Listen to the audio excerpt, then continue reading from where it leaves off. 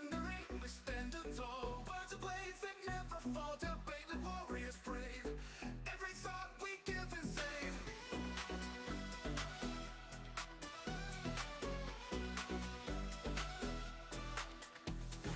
In the ring we stand tall, words of blades that never fall, debate like warriors brave.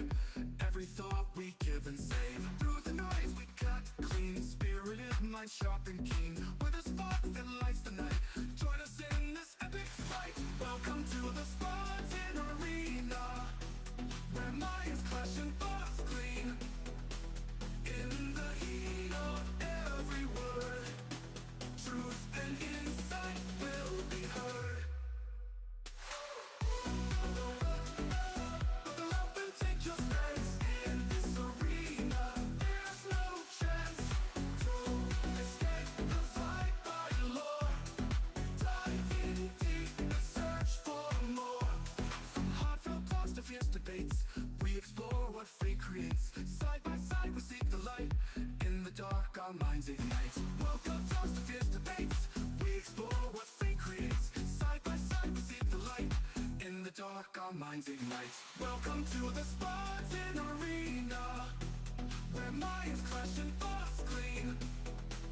In the heat of every word, truth and insight will be heard.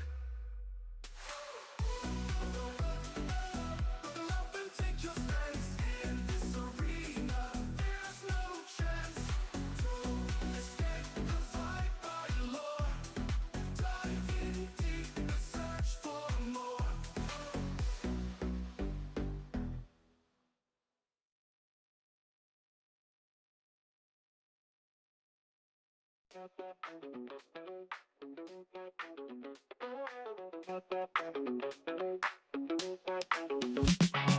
Welcome to the spot. It's time to ignite. Oh yeah. Operation Hangout.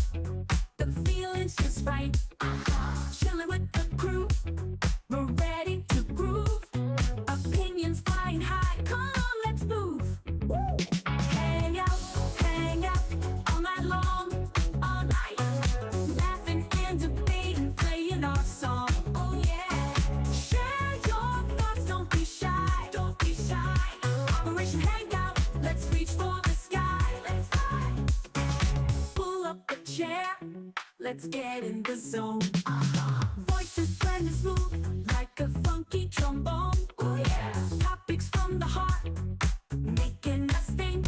With a twist and a shout, raise up your drink. Cheers! Hang out all night long, all night. Laughing and debating, playing our song. Oh yeah. Share your thoughts, don't be shy. Don't be shy. Operation Hangout, let's reach for the sky. Let's fly. Bring it down, shake it up, feel the beat. With every word we share, the circle's complete. Living loud, think it proud, that's what we do. Oh yeah. Join the club, come on through, we're waiting for you. Alright. Hang out all night long, all night. Laughing and debating, playing our song. Oh yeah. Share your thoughts, don't be shy. Don't be shy. Operation Hangout, let's reach for the sky. Let's fly. Hang out.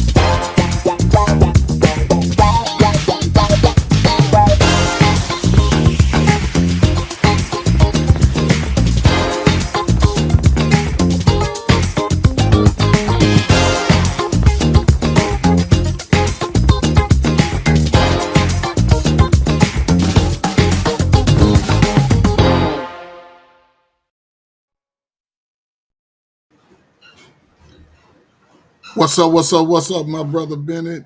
Mr. Hey, Bennett bro. is in the house, man. I am, but I'll be right back in 2 minutes. Just Take your take it time, on, man. man. I'll be right back, sir. Yeah, I got you. Yo, salute, man. Thank y'all Guess for I gotta coming jump out, in right man. now. What is No, man, going on, let's get Dre? right into it, man. Salute, man. Right into it, man. Another edition of Next Gen Training. Myself, Coach Ferg, brother Bennett. We got a definitely one of the best wingmen in the business, my man Sparta. This is Sparta! Salute, man. Thank you for That stepping never in, gets old. man. You always got the controls on deck over there, man. Salute to the brother Bennett, man. Be safe, man. I know you traveling, man, across the country, man. The weather's bad. It's moving east. So if you're anywhere east, make sure you follow all safety guidelines, man. Listen, man, we got another show for y'all. It's going to be a good one, man. We're going to try to see if we can keep it within a good time, but we got some great information as always, man. Again, I am Coach Ferg, man. We're going to get right into it. The topic of the show today is bite by bite, building better eating habits. Let me throw my hand up now. I'm guilty by a long shot, but I can say I got some good news from the doctor today. You know what I'm saying? So if I'm going to use my pies check in, I'm going to use physically. I had some tests done over the last couple of weeks for some arthritis because my joints are not the same. I still got my physique in a sense, and I still got my, you know, definitions, but it's starting to be a little tight in my joints. So I had some tests done. Those tests came back negative. I think I just had to concentrate more on my vitamin D and my cholesterol. I'll be good. I went to the doctor today. I got on a scale today. I'm thinking 234, 5, 226. I'm like, the scale is lying because I just stepped on the scale 2 days before. It said 234, 233. So somewhere in the middle, I'll just take 230 and call it a day. But no, man, listen, man, Sparta, man, thank you for joining, man. I like your hairstyle, man. You got the beard, you got the swirl, and you got your sideburns, man. You're looking like you should be a model over there, man. Talk to me. Well, for model, I would push it. Maybe a beer model, I'll take that any day of the week. This is an old school style that it doesn't go old ever. The slick back or the side slick, whatever you want to call it. It's a classic style that always will be in style. I don't care what generation you're from.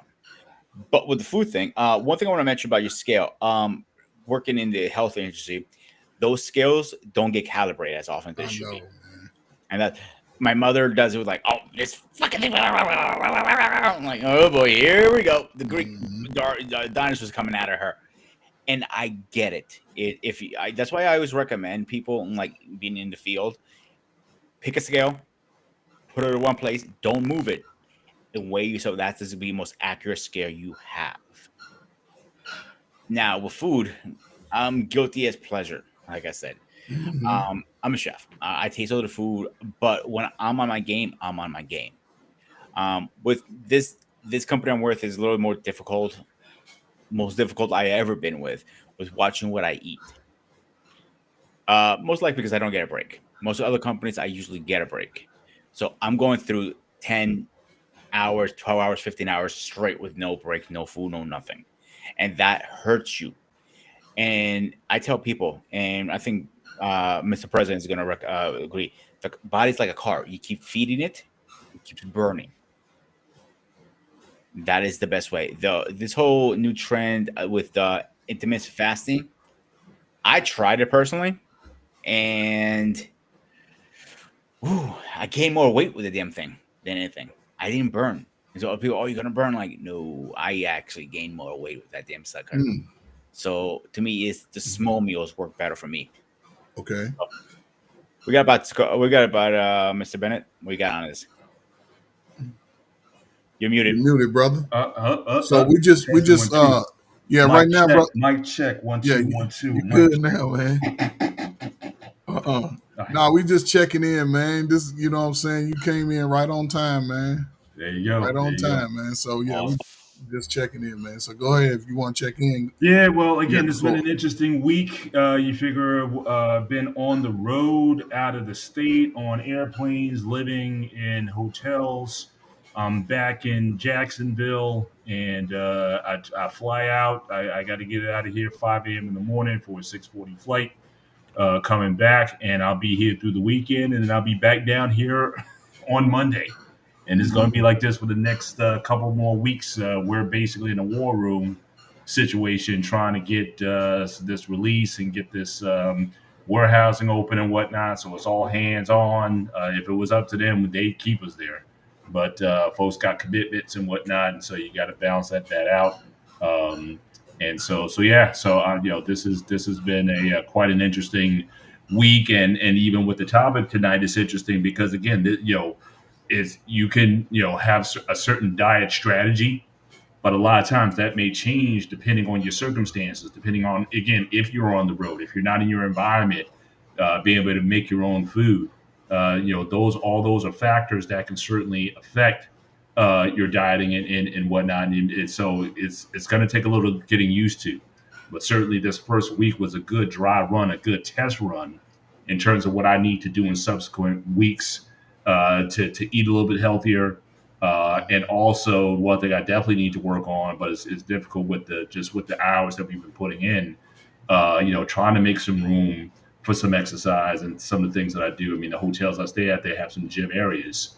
I just haven't been able to get to one because just with the work, it's like you come back from the site and you're in your room and you're doing more work. I got a computer right here. I got to do some work tonight. So, and like I said, be up by to catch a shuttle to the airport at 5. It's definitely it's not a vacation by no means. And Hmm. but you certainly need to be able to again, how do you navigate it? I think is certainly important. And so hopefully some of the things I didn't get a chance as usual to prepare everything that I wanted to, but I just took a couple highlights, things that I could kind of get quick No, access you to, good, man. You good. and Yeah. thought we could hash that up, but then talk about some of my basic dieting principles and philosophy when it comes to that. I'm sure, Coach, you will share yours as well. For Um, sure. Absolutely, absolutely. So yeah, looking forward Yep. to a good show. But as far as checking in, my pies again physically, I feel pretty good overall. The only thing I miss is, like I said, I didn't get the exercise, the workout. So I do, but Saturday's my workout day. So I really try to sort of make up for it then. But overall, I feel pretty good. Yeah, the intellectual has been amazing because obviously this is a whole new experience for me, new environment, new people, new circumstances, a new work environment. So just sort of taking it all in. Emotionally, I'm in good space, and spiritually, it's been good. Just keeping my head, in the right places, even though there might be certain situations that might be around you, but keeping spiritually grounded certainly helps you in these spaces as well. So all cylinders is good. And just looking forward to getting back safe and being with the fam this weekend. That's important, and that's the thing you value when you're away from something for that kind of time. Definitely, you have a greater appreciation for what you do have, and just keeping it above with you guys, not having relations for a week, that kind of sucks. You know what I mean? So I gotta try to make up for some of that too. So we got some stuff. I'm not used to that. My wife and I, we've seldom been apart in our 29th season. We've seldom been apart for more than a week. So this is going to be definitely something getting used to. But other than that, Only man. question I got for you, Paul, at this point is when is Skynet going live? Again, I can't reveal that.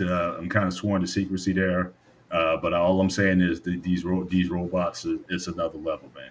So it's going to be amazing when it comes up. I Yeah. can't wait till when they turn the key switch, and I just want to kind of see the stuff in action. So hopefully I'll get a chance to see how all this kind of stuff goes together, man. But yeah, it's definitely next level here. Yeah. Yeah. But salute to you, brother, man. Listen, man. You taking care of your family, man. You moving around the country, man. Listen. Be safe in your travels, man. Because they got some storms heading east, and they've been Yeah, there looking was a at the quite yeah, there was. I brother. mean, we were Be fortunate. We were careful, man. spared. but a lot of the areas around us, got flooded out. My fans been sending me pictures and videos. So I know the Northeast, New Jersey in particular, got hit pretty hard. And, so certainly praying for those families that, and in one area, Plainfield, New Jersey, they got hit with a storm a couple weeks ago where there Hmm. were down trees falling on homes, destroying homes and stuff. And now a couple weeks later, they get something else. So it's like, man, can you get a break from all this? So again, it just makes you, certainly hurt and pray for those families. But again, you're just appreciative that everybody's all right. Everybody's safe and everything. So I'm just very grateful that my family's being cared for. Yeah, salute, man, for sure, man. Man, appreciate it, man. Listen, man, with the show, man. Listen, man, it's good. I'm actually glad you didn't get it all done. I'm actually glad because it gives us a chance to sort of break it down, and it can always be carried over. I think it's important, man, especially, what I'm saying, developing good eating habits, developing a good understanding of the intake of food, the types of food, what's all in the food.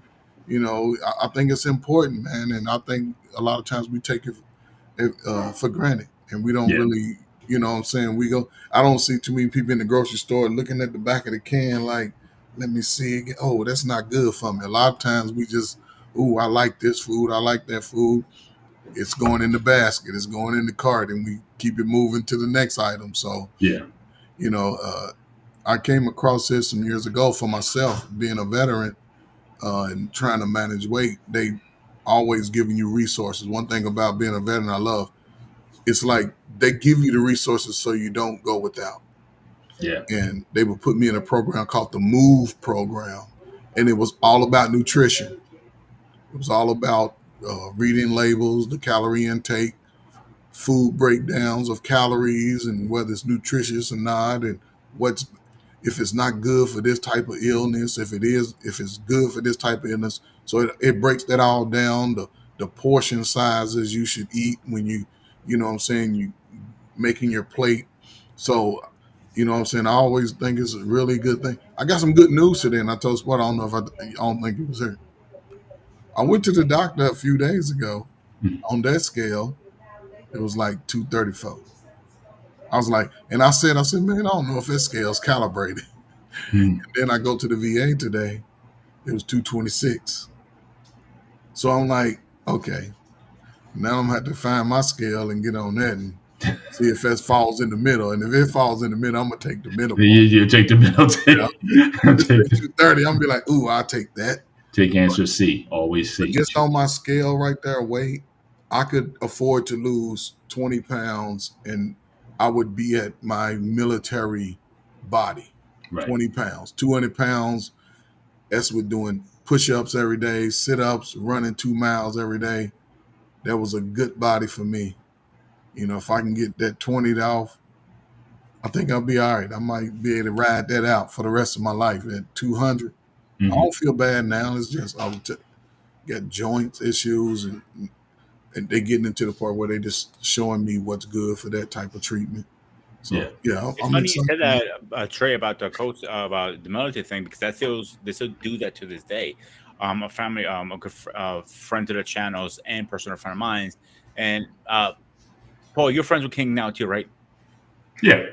Yeah. So King, he's been struggling with his weight for years, ever since he got out of the Air Force with heart disease, and now they have actually a program they're putting him into from the VA. I'm not sure if it's the exact same program you're talking about. I'm It's pretty sure. probably close to that. If he's Yeah, because think about it, it doesn't matter which branch of service you were in, agree. you all go to the same VA hospital. I agree on that. So So he's he's going to be probably going to that program in August. Actually, funny thing, the same week the same day I'm going to be going to Maryland to see those guys. So they're on that program now is to watch to grow his weight to drop it yeah. because he needs to drop the weight because of his heart and everything. And Yeah. I think it's great actually. It's I know I'm been slacking my fitness lately, but fitness can open a lot of doors for a lot of people. Yeah. Friendships, uh, inspiration, motivation, feeling good. I read an article once. The most successful men out there are the men who are always in shape. Yeah. Mm, I'll go back and forth. I've seen some pretty obese, successful people. So Yeah. And I said, oh, all of them, most. I said, I don't know. I'd have to look at the sample, but I'll take your word for it. If you have that article, I'd like to see it because It's a again, while it's back, but I'll look for it. I'll look yeah, for it. because it's interesting how everything's changed. So I mean, back in the day, obesity was actually favored. You know, like if you look at like the Monopoly game, right? The guy and the main guy, he was like a big tubby guy. You know, so being big and fat cats, that whole thing, that was like a sign of status. You know, that you had money and you had luxury, you can afford to eat. I mean, especially go back in the day during the depression times when a lot of people were struggling and whatnot. So if you had some fat on you, that meant, hey, you know, you eating well. So it's just amazing how opinions and things change over the years. But the thing that's always been a paradox to me is certainly in this country, we're basically as more obese than we've ever been. Even though if you go back, say the 70s, now again, Pumping Iron came out in the mid 1970s, Arnold Schwarzenegger and those guys, and that set off like a fitness craze in the country where you know everybody started going gyms. Nautilus gyms opened up in the 70s and the 80s, and Bally's and all these gym chains opened up nationally. You know, back in the day, it was like, you know, a gym. So you got more people in the gym, more people working out, more people doing more things, but we're still fatter. And so we have to start asking ourselves some questions. Why are we fattening? And there could be certainly legitimate reasons for that that we may get into tonight a little bit. But it gets into the eating and you know, certainly just some basic principles that we can certainly apply and hopefully some common sense when it comes to food consumption. Tonight, I'm not claiming tonight I don't have the answers. Go to any YouTube channel. You're going to have 1,000 different views on food and diet and what you should and what you shouldn't eat and whatnot. So again, this is two bald opinions plus one bearded Spartan giving our views on. This is Sparta! So again, supermarket approach. Since we're talking about food tonight, supermarket approach. Paul, Take what you can use and then forget the rest. before we get into the show, I want to mention one thing. I want to raise the scale a little bit. What you were saying earlier about the physiques. Even back in medieval times, my physique was the attractive physique, the big guts, the long beard. Those back in the day during ancient times was the physique that it was attractive, not what you see in statues. It was actually the opposite you saw. Yeah, yeah. So like I said, the body image certainly changes over time, and but I'm still thinking that there we go. He can't help himself. So even with the even with the again with the you have so many choices. There's so much information out there, but the fattening has always been an issue. And you know, so certainly I took a look into that and you know found some things that I found useful. So yeah, man. So let's chop it up. So, Coach, you know, you talked about you know you were you know what the army and what the military gave you in terms of protocols and whatnot. What were some of the principles, some of the general practices that they gave you regarding food and food consumption and whatnot. You know, you can sort of kick it off, and I'll just you know I'll Well, get in where I fit it. with the military, the meal prep and everything, it's very calculated. When they even every cook goes to the cooking school. In the cooking school, one of the main things they do is teach you how to one read recipes, and everything has to be specific to the recipe. And it's I would say it's diet friendly, meaning you're not going to get the over seasoned chicken and you know what I'm saying too sugary sugar cookies. You're not going to get that. And when they feed you in a sense, especially some soldiers life is they eat inside they call it a mess hall, which is like just a large cafeteria, like a buffet style cafeteria. Some soldiers have to eat hot meals while outside in the field playing army games while you're training. So you might be sitting under a tree eating a meal that somebody prepared for you in the kitchen and brought out to you. Sometimes they give you MREs. I don't know if you ever had an MRE. It's made to be eaten cold. Everything is in a watertight, vacuum sealed pack, and it's some stuff is dehydrated. Like if you had peaches or strawberries, it's dehydrated, and you would have to add water to it, and it would just, I guess, caramelize into almost like real strawberry. Um, and a lot of meals were spaghetti and meatballs, chicken and rice, chicken and noodles, and I learned how to warm them up when I was in basic training. I mean, not basic training, when I went to Saudi Arabia. Of course, older soldiers, veterans, well, veteran soldiers, they show you the nuances of living life in the field per se. If we were out in combat and we were going through woods or whatever, and we was out there every day, they show you how to make the best of that type of meal. And everything has a recipe, not a recipe, but a nutritional value on it. They give you lots of protein, lots of things to restore energy. And once I learned how to heat an MRE up, man, that was the best meal ever. And you just put it in a hot water and let it sit for 10 minutes or so. It's just like eating a hot meal off a plate. But then when you get out of the service is when they start giving the resources on. Now you learn the importance of managing your weight, learning recipes. I mean, not recipes, but the ingredients and things that are going into these processed foods, these canned foods. And they sort of break it down, and it gives you a brief definition of what it does for you with both the good and the bad. So, and then like Sparta said, a lot of guys when they get out of the service, they feel lost a little bit. They gain weight because they used to be somebody in the service. In the service, everybody is somebody. You're gonna hear somebody call your name to do something, to make something happen.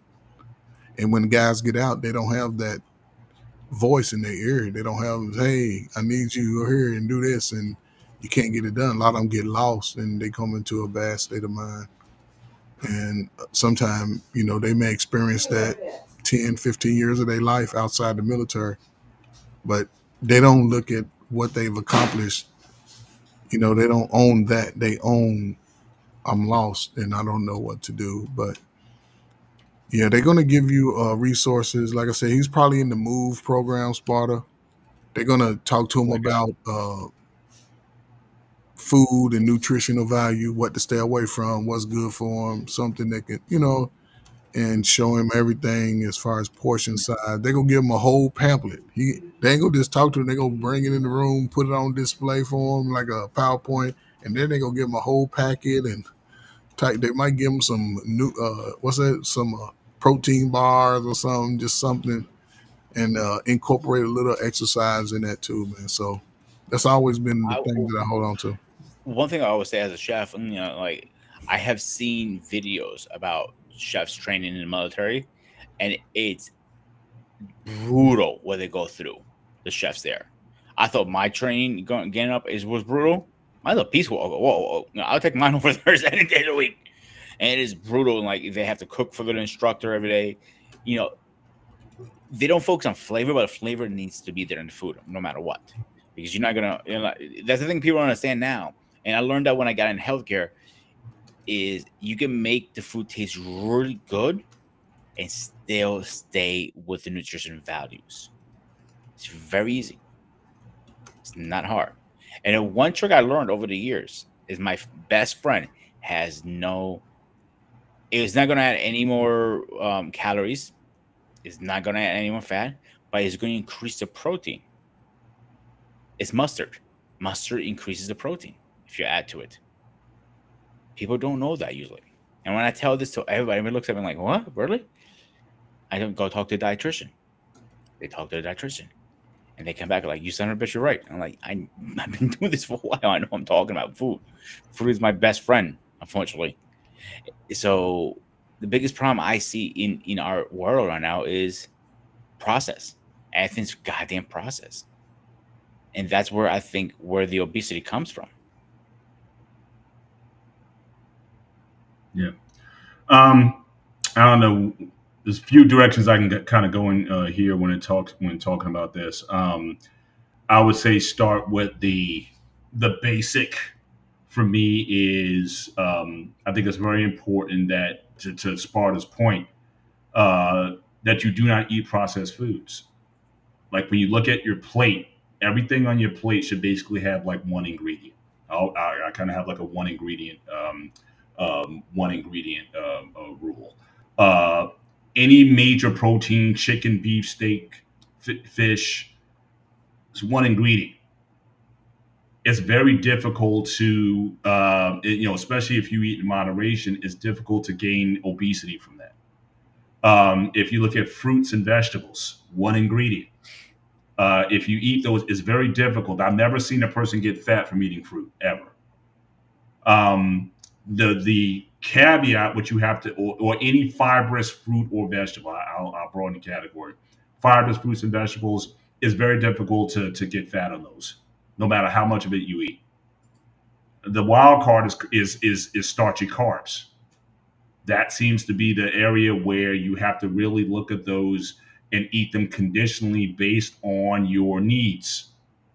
So if you are an athlete, if you're very active, carbs, the whole, especially starchy carbohydrates, again, they're meant to give you energy. They break down into glucose in the bloodstream, and they provide an energy source for you. The problem is too many people are eating too many carbs, especially the starchy, refined, processed carbs, rices and potatoes and things like that. I'm not saying that they don't have a purpose or they can't be good under certain circumstances.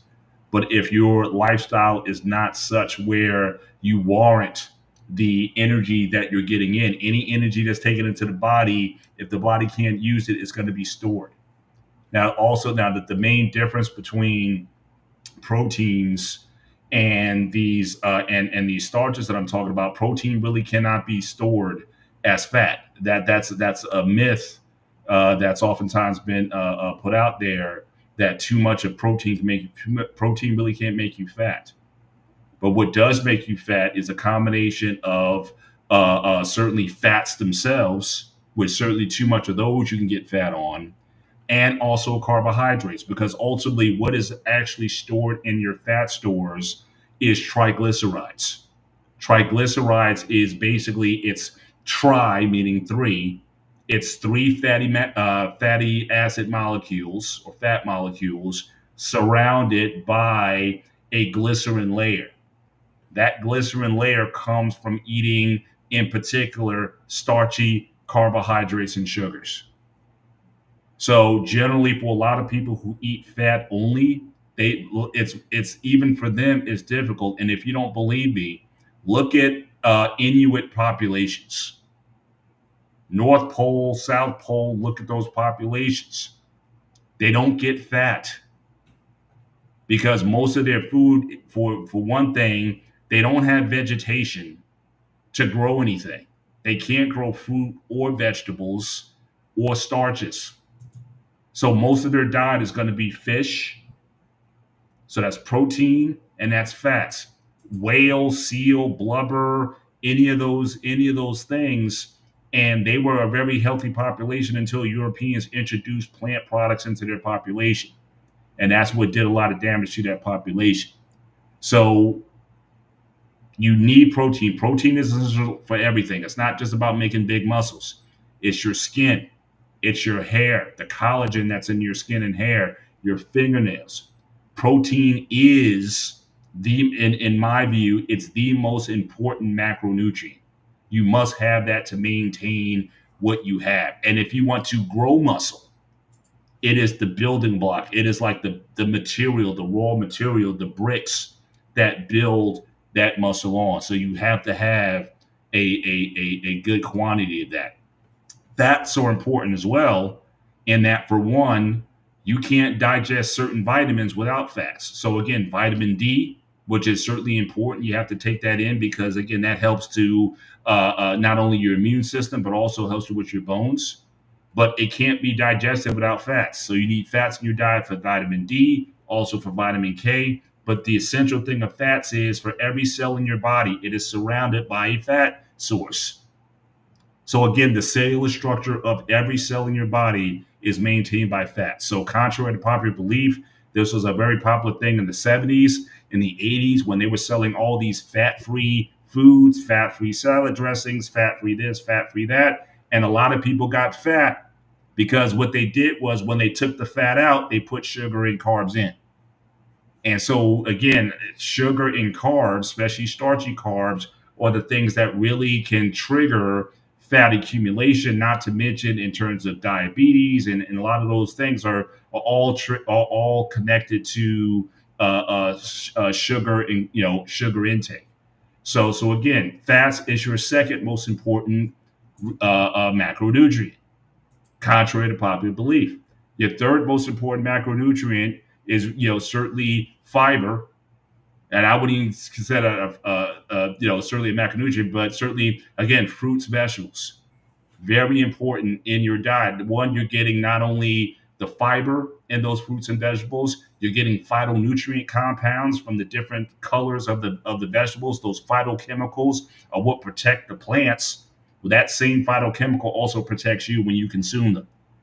So those are the essentials: protein, fats, fruits, and vegetables. You can live a very healthy lifestyle just on those things.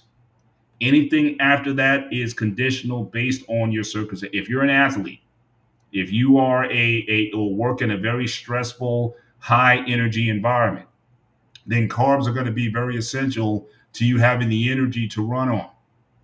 So, but again, for a lot of people like myself, I mean, I sit at a desk 12, 14 hours a day.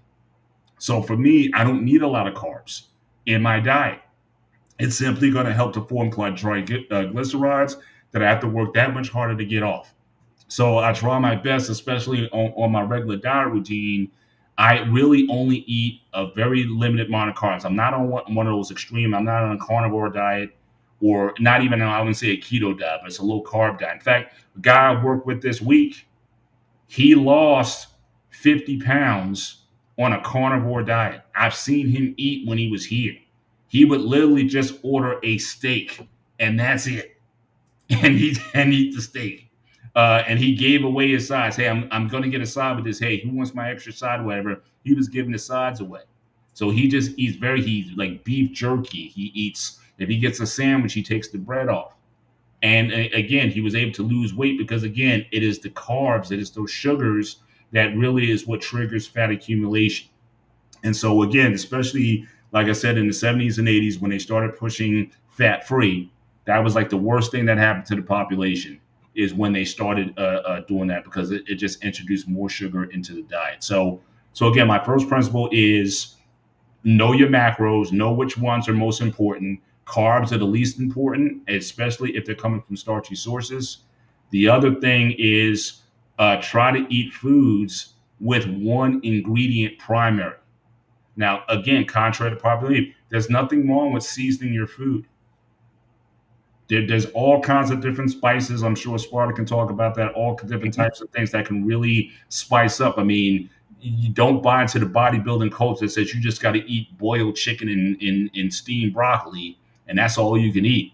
No, you can certainly flavor up your food. I think a lot of people are just lazy or simply just don't know how to cook to really make what they're eating a lot more flavorful and therefore much more palatable, and that you can stay on the program and stay committed to that kind of style of eating. So you need to be able to be you need to be mindful of that. The last thing I'll say, just my general points of this is, again, based on your conditions, are you training regularly, such where again the extra food will be necessary? If you're not, then again cut back on what you're eating. There is valid validity to calories in and calories out. You talked about those intermittent fasting. All it is a calorie restricted program. That's all it is. People want to make a fancy thing about it and say, hey, I got so much results on it. All it is basically for a standard intermittent fasting program. It's 16 hours fasted. You eat within an 8-hour window. Some people do an 18-6 where they don't eat for 18 hours and eat within a 6-hour window. There's only so much food you're going to be able to eat within a 6-hour window. Overall, though, the amount of food that you've taken in general is generally going to be lower. So again, it's all about caloric deficit. It's just a fancy way of getting people to buy into a strategy. And look, if it gives results, I'm not going to argue with anybody who says, just like the guy who said he lost 50 pounds eating carnivore. I'm not going to doubt anybody's success or failure on the product. It works for some, it doesn't work for others, either in terms of physiologically or just people just can't stay with it because it's just too much. And so, so you always have to measure that. But, my general principles that I think everybody can go by: rank your macros and try to limit the amount of additional, outside of seasonings, the amount of additional things that you put in your food. Because again, if it wasn't for those, to be honest, we're going to be talking about food labels. I'm going to certainly bring that up. You wouldn't need food labels. The only reason why you really need food labels is for processed foods, and particular starchy and processed carbohydrates. That's really the only reason why you need it. You don't really need it for anything else. Like I said, it doesn't matter the nutritional content in an orange or an apple, because again, you can only eat so many of those, and it's not going to really contribute that much to any kind of fat accumulation. But when you're eating cereals and grains and breads and all these processed foods, yeah, you got to be mindful of what it is that you're taking in. What's in these foods oftentimes having ingredients that you can't even say. And so, if you just get a general handle on those things, I think you'll be a lot better off. But I just want to pause right there. You guys can kind of chime in just on those basic principles. Before we jump in, I want to ask you a question as a trainer. I know Diet Pepsi is bad because they have other stuff in there, but when it comes to Pepsi Zero, what's your opinion on that?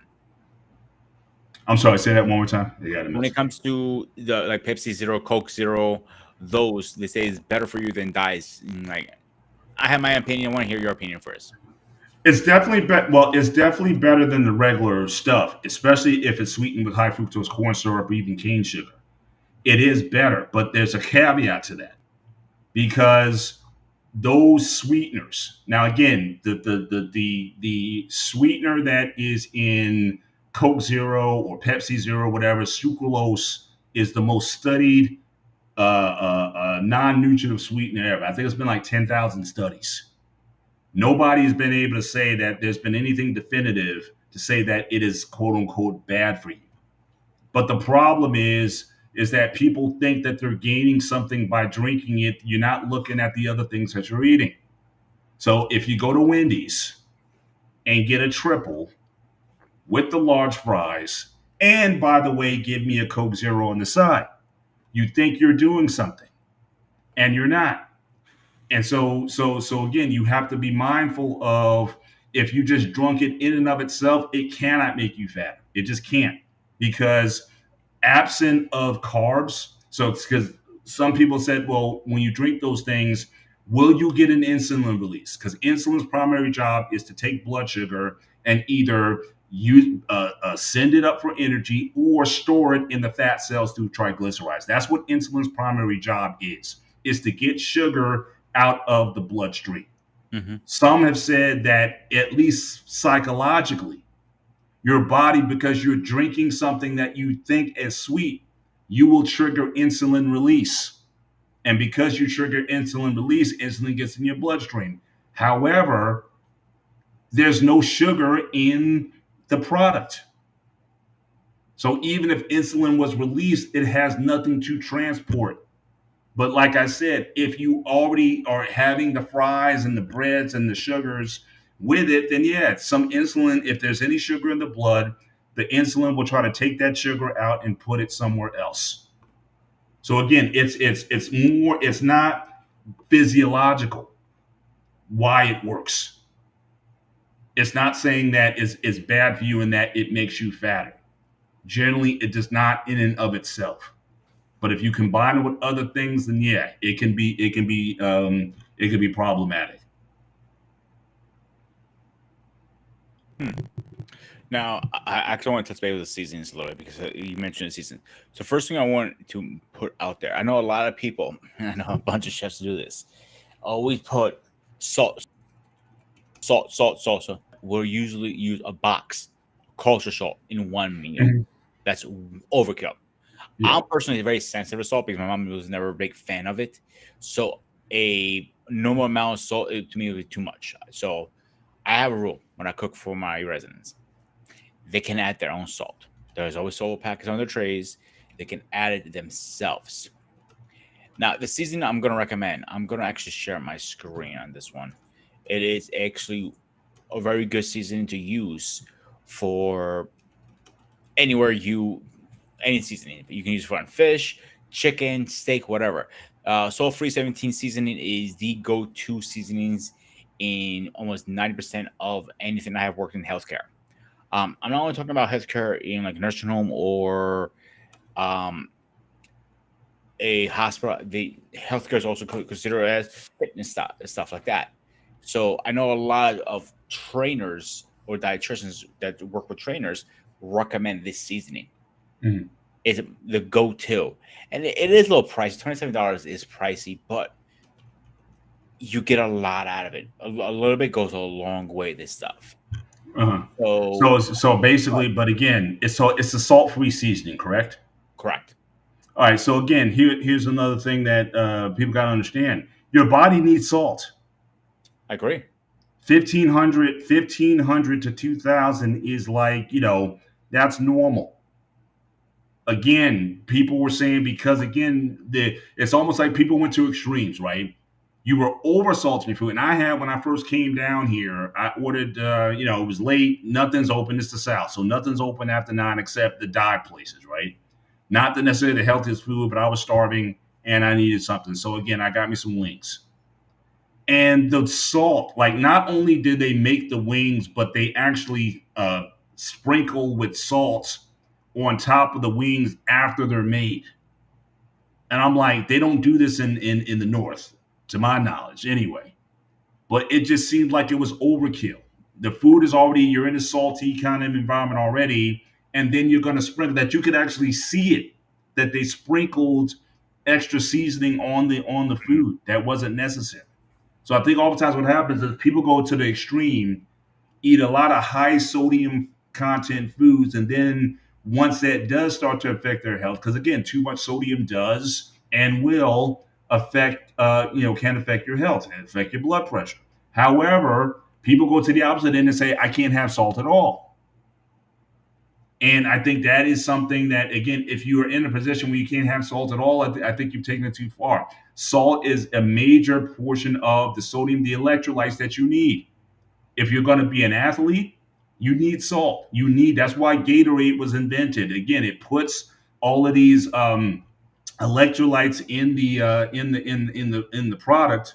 In fact, I think it was developed in Florida. I think the Florida Gators. I think That they're is correct. Actually, you're yeah, right on that. sports. Yeah. They invented the stuff. But again, if you're going to be sweating, the place I was at in warehouses, these warehouses get very hot. You in there all day. If you're not, is beyond just drinking water. If you're not taking in salts, because again, when you sweat, you're losing sodium. You're losing, Correct. and therefore, and that's where cramping comes up. The main reason why you need to keep those electrolytes going is because the nerve synapses between the muscles themselves, they need sodium. They need that electrical, the ability to pulse. When your salt gets down, it can't, or your sodium levels, electrolytes get down, it can't do that as well. So again, it's going to be based on your activity. If you're an athlete, if you're sweating profusely, if you're known to be a sweater, you probably need more salt in your diet, whether it be through drinks or on your food or what have you. But everybody needs a certain level of salt. But the idea that again, salt is bad. Again, just even look at the labels for most foods. The minimum for sodium is 1500. So again, you can't go to one extreme or another. And again, that's oftentimes what happens. People go to the extreme with a diet fad, finds out that runs its course, and you go to the other extreme with another one. You got to come to the middle. 1500 generally to 2000. A person is generally not. Now, again, generally when I cook, I don't tend to add a lot of food. I use seasonings like the one you mentioned. If you want additional salt, you can put some Himalayan salt or whatever sea salt on it that you want, or whatever, if you want to spice it up. But I'd rather go lower because my thing is, if you put too much salt in, it's almost like you can't come back. One So extra we'll pinch put of that in salt there. can ruin a dish. So some foods, some proteins, most proteins have natural salt. Fish is one of them. So technically, you don't need to add salt to that. You know, Not really. Not really. Yeah. so that's why I'm pushing back a little bit. So do you need salt in your diet? Absolutely. I'm not disagreeing with that part. I'll give you a great example. There's a steak there is catching trend lately called a salt steak. Pretty much what they do, they cover it with coastal salt, hmm they smoke it or grill it. So that's going to caramelize pretty much. So when you cut into it, you get a crunch, but you have the white layer, then steak between that. hmm To me, that's way overkill. Yeah. I wouldn't be able to eat that personally because again, I'm very sensitive to salt. Keep that in Yeah. mind. Yeah. So some people who love salt, they're being heaven on that. But again, do you need salt? Absolutely, you need salt in your body and everything. But one thing I want to ask you a question on. I mean, you know a little more about this than I do. As a chef, from my understanding, Gatorade now, today's Gatorade, is pretty much sugar water. It's not really Gatorade like it was back in the day. I wouldn't know. I didn't drink a ton of Gatorade growing up, so I couldn't say for sure. The only thing, I mean, I would say the main thing that changed in Gatorade or in most of these soft drinks in general is that they stopped using sugar and they started using high fructose corn syrup. And that to me is like the major difference because again, high fructose corn syrup works differently. So when you consume a traditional sugar, sucrose, fructose, or whatever, your body releases insulin, and it then takes that glucose once it's in the blood, and it either transports it to cells for energy, and if it can't, and whatever it can't use, it stores it in the fat cells. That's in a body that's working properly. Now, when it stops working properly, if you start developing an insulin resistance and that sugar stays in your blood, now you're talking diabetes. And that's why when you go for a diabetic test, it's like they're looking for your sugar levels and and whatnot. They're looking for that sort of thing. But high fructose corn syrup, it doesn't trigger that insulin response. It goes right into the liver. The liver then triggers processes that stores it immediately into the fat stores. So it bypasses the traditional process by which sugars are processed. It goes in, quote unquote, through the back door, and it totally skips it over. And so for a lot of people, I think that, your body wasn't necessarily made to work with a product like that. It's like it's a chemical agent. And so again, another reason why people are fattening is again the rapid rise of high fructose corn syrup, which started in the 70s and into the 80s.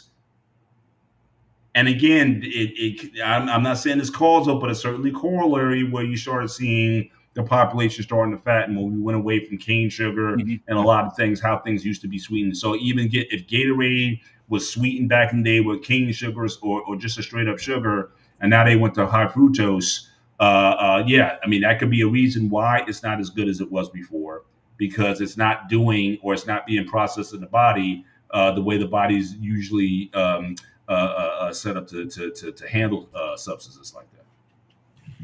So I want to say one thing, and I'll hand it over to Coach. If it's something on the label you cannot pronounce, my rule of thumb is it's not good for you. I'll use my beard for a great example. A lot of stuff is silicone in, or even my hair. Silicone is the worst thing for your hair, skin, everything. If you cannot pronounce that goddamn word, I bet you $10 and my beard on top of that and my hair. It's probably something you're not supposed to have. So put it down and move on to something else. Come on, Coach. You're being a little bit too quiet for my taste over there. No, man, I'm just listening in, man. I want you to jump in. Talk to me, bro. Yeah. I don't know, man. I remember just about up until I graduated high school, man. It was a lot of home cooking going on in my house. a lot of things made from scratch. Some sugary things. My mother loved to make cakes. She wasn't a big cookie maker, but she could make a hell of a cake. I don't care what kind of cake it was, and sweet potato pies, and, Mhm. things that had sugar. But it it was used to be about the flavor once you made it, and then I would say pretty much from their mid '90s on, man, it's been more processed promotions, more promotion of processed foods. But now it's like making a home cooked meal. You see it on all these chef shows. It's like you looking at them, you thinking that they invented a whole new meal when a lot of those things were already, being created, in households. But today they sort of put it on a pedestal, and America promotes unhealthy living within itself. That's why a lot of these companies are able to flourish in America. It promotes sugar, it promotes all bad carbs, everything bad for you. It promotes, it makes it on a large scale. It's being, and you can go to any supermarket coast to coast and you'll see a lot of that. And a lot of people don't get the health information about certain foods. It's unfortunate because they would rather see you getting sick and not knowing how you got sick and go to the doctor. But uh, I, we are so conditioned now where a lot of people, like we already said, man, it's convenient, it's quick. I don't have to fix it. I don't have to take my time. I'm on the go. I'd rather just grab me a bite to eat. I don't care about no labels. I'm hungry. I hadn't eaten all day, which is worse for you. You have to eat something, so I don't know, man. When I started getting into it, I guess it was probably 2012, 13. When the VA was more health conscious about its veterans and veterans being overweight. I used to be before I got married, man, I could have been a bodybuilder. I thought I could, but you gain weight naturally, especially when you're married in a sense. You You get know, comfortable. it's good. No, it ain't getting. It's good weight though. It's good weight. But I think my wife does a good job of maintaining it. She utilizes the workout equipment every day. She just got off. She loves a treadmill. We got a rowing machine, a treadmill, a Bowflex for her. Got a Peloton. I love the Peloton bike. When I was riding every day, man, I saw my body slim down real quick in the areas that I needed it to work itself off. And I'm a big fruit guy. I love fruit. Give me some pineapples, some apples. I keep apples, oranges, navel oranges, grapefruit. I like grapefruit. Just peel it and go. Um, Watermelon, grapes. I'm always at the grocery store buying those things. We keep a bag of lemons. I love tomatoes. Salad. I ate a salad today, a nice salad today. Um, You look like one of those guys. You eat a tomato like an apple. I could, but I get the cherry tomatoes just so I can do that. You know, just so I wasn't because I don't. You don't get a giant one in this. No. I just get the cherry tomatoes that That's way. actually me, bro. When I'm like all day long towards like about 4 o'clock when I have nothing to eat, I would literally go in my walk-in, wash one, and my boss looked at me like, "What the fuck are you doing, bro?" I'm like, "Hey, I don't get a lunch break. This is lunch and breakfast." He goes, Yeah. he shakes and walks away. Yeah. But he gets a chance to sit down. I don't. Right. Um, Let me ask you a question, Paul. Now, and Trey, wraps. What's your opinions behind that? On what? What is that? Wraps. Who? Wraps? Wraps? Oh, like chicken wrap? like sandwich wraps. Yes, yes, correct. Hmm. The idea is that it's less carbs, just total, in your body. At least I said that's the idea. I'm not saying it's not. Certainly, but that's why you have to read the labels. That's why again, label reading is important because again, you can look at again how many carbs, how many sugars are in the product. And again, how big is the wrap, right? You got wraps that are almost like as big as a pizza, like a pizza pie wrap. Yeah, And you 12 got the little one, you got the little 8 inch, you got the 6 inch or whatever. So it depends how much wrapping are you doing and how much of it. Now if you go to like Chipotle, again, those things are the size of pizzas. Those wraps, those burrito wraps that they put the thing Yeah, they're in. 12 inches, they're called. Yeah. So I mean, so again, it's gonna, again, when you're dealing with again a carb, certainly something that's based on starches, on wheat, or on corn, or grain products, that's important if you're going to consume them. And so for me, yeah, I don't think it's necessarily any healthier. Now, I went through a phase where I was eating because I thought it was healthy. I was eating whole grain bread. I figured, well, because again, you heard all this time, eat more whole grains. And I got into that, but I started to fatten because even whole grains turn to fat eventually. The main difference between a whole grain and a processed grain is that the insulin release, or the insulin spike from the processed foods, is going to be much quicker to react to the sugar that's released.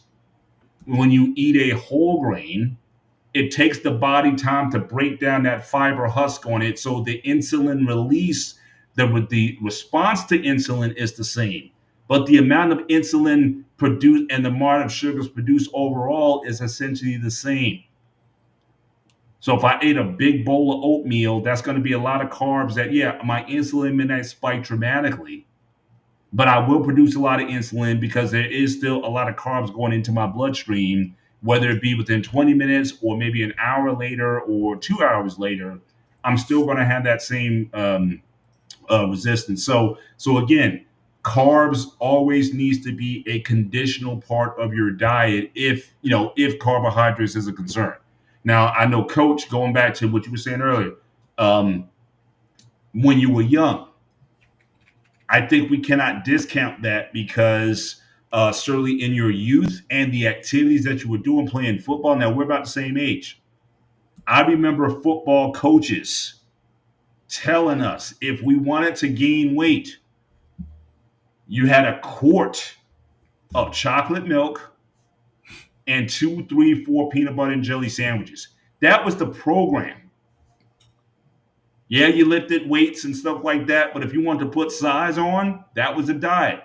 Quart in one sitting, one serving, a quart of chocolate milk, 2 or 3 PBJs every single day if you wanted to gain weight for football. Because again, back then they weren't in on nutrition or with those sugars. But having said that, if you were active like Coach, who's also a natural mesomorph, he would probably take that stuff in, no problem. Because when you're young like that, when he's got all that testosterone, you can feed your testosterone almost anything, and you will grow from it. But then he said something later. He said around 2010, 2012, you're 40 years old at this point. You're not playing football anymore, obviously. And your body doesn't certainly respond as long. Your testosterone starts going down. And so again, you don't need, or you can't handle those foods the way you did. If you hitting puberty, you can feed a child almost anything, and they will, because they got to grow bones, their muscles are going to lengthen, they're going to get taller, they're going to grow chest hair, they're going to do all that stuff with those substances. But once puberty's over, and you don't need that excess, then yeah, you may have to modulate some things. Certainly, as you as you go forward. The only kids I would say that is different from for those if you're already obese, and some of that certainly comes. And we see again, oftentimes heavy people have heavy kids, and so again, in those cases, yeah, you may not be able to apply that strategy to a kid who's already dealing at a young age. I'm sure, Coach, you've seen kids 8, 9, 10, 12 years old who are already morbidly obese. And a lot of it's coming from one, the foods that are in the home, but then also how active they are. They're not playing football. They're not running outside and playing. They're not riding their bikes in the neighborhood. They're not doing a lot of things that we used to do back in the day. So that's going to be a situation when you're still going to have these food products that are not going to be used for energy. The body's going to store it as fat. So what's your view just on the activity level of young people today, and combine that with the foods that they're eating, which maybe not have been the best for us back then, but it's almost like we were burning it off because we were constantly just active all the time, just doing stuff all the time. So what's your thoughts on not only the food, but also the activity level in terms of how that could be leading to some of the obesity that we're seeing? Yeah, I think they go hand in hand. And, like you said, in our day, man, being outside was not being able to go outside was your punishment. That would get you in a ball, a knot, better, worse than sometimes. I remember one time I asked for a whooping. Mama just whooped me so I can go back You outside. outside. So and again, it goes back to, be home before dinner. You knew that there was a hot meal waiting for you. You went to the grocery store. It might have got a treat or two, but you just couldn't gorge the treats in 2 days. Those treats could possibly last you 2 or 3 weeks, Yeah, depending on how you were acting in the home or at school. And you've seen a big change where, again, like I say, early 2000s, the social dynamic of, what I'm saying, being able to burn those carbs out, being outside, interacting with friends started to fade away. And now people eat maybe, if if most people are eating 2 meals a day, they're probably eating at least, I'll say this, in a work week, you'll probably eat what, 10 times. Eight yeah, of those meals are yeah, probably stationary. Eight yeah, of those meals, after you eat those meals, you're probably stationary after 8 of them. You're for not sure. really Yeah, eating, burning those calories, and taking supplements in between, yeah, taking the right supplements instead of going for the sandwich. Why not go for the fruit or the yeah, vegetable? You know what yeah, I'm saying? for I sure. think that'll play a, yeah, you can see that. And then I'll say this and I'll shut up. It was a one guy. He weighed over 300 pounds. He was 12 years old. This guy, if you ran into him by accident, like we used to play ball with us, big guy, it was like running into a tree. 12 years old. It wasn't, he was a big guy. He didn't, he played football. He he wasn't as they call it today. He wasn't a big back guy. He was just a big guy. And now, it's more that it's a lot of bad fat on young people. Just, Mhm. I never saw it where, young men in the prime of their life, they are, I think it's a combination of poor exercise and bad diet. So, Yeah. Yeah, I certainly agree that they got to go hand in hand. The activity level of people, and again, we grew up, like I said, we grew up in that era. And I remember when video games came out, and people stopped going outside. You would play your video games if you couldn't go outside, weather was bad or whatever. Okay, fine, you play video games, but it's like you started trading in for the video games versus actually just those physical activities, climbing trees, again, getting on your bike and riding across town, and things of that nature. I think a lot of those activities, I think, have certainly contributed to, certainly a lot of the obesity that we're seeing. I think the change in the foodstuffs, what's in the foods themselves, has certainly changed over the years. Again, going away from sugars, and, like I said, the high fructose corn syrup. So it's like death by a thousand cuts. It's like all these different factors are all sort of contributing to this idea of people just not being healthy overall. And I was just again, I got to verify this, so I'm not gonna quote this gospel, but someone was saying that the testosterone level in boys is lower than that of like senior citizens, like in their 60s or 70s. Again, I gotta validate that. I'm just don't It's but actually that true because of the stuff that we're giving kids. Again, I'm in health in the health world, mhm, and that is true. Even people in their 20s are now where testosterone is so low that I don't know if you heard like now men are having less sex now than ever in history. Is because they have no drive for it. Mhm. That's scary. And I just got my stuff tested about a year ago, I think was it. And my Mhm. doctor looked at me like, "What are you doing to yourself?" I'm like, "Just eating a decent diet." At the time, I was watching what I was eating and everything. He goes, "Your testosterone is actually very high for your age, so Mhm. that's a good thing." He goes, "I'm like, Yeah. oh, I got one plus for myself. I was like happy with that one."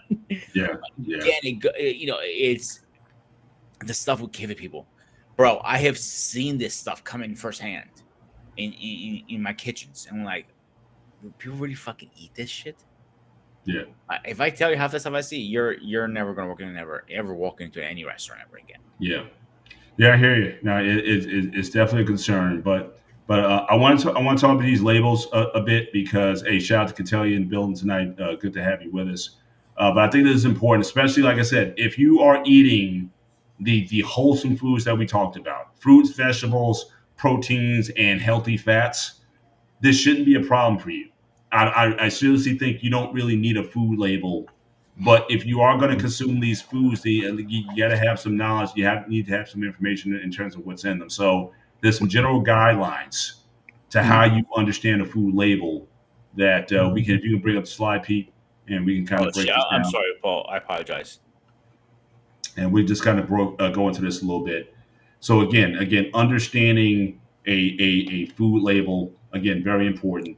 If I go to next slide here. All right. So again, most people they don't look at the serving size of what they're consuming.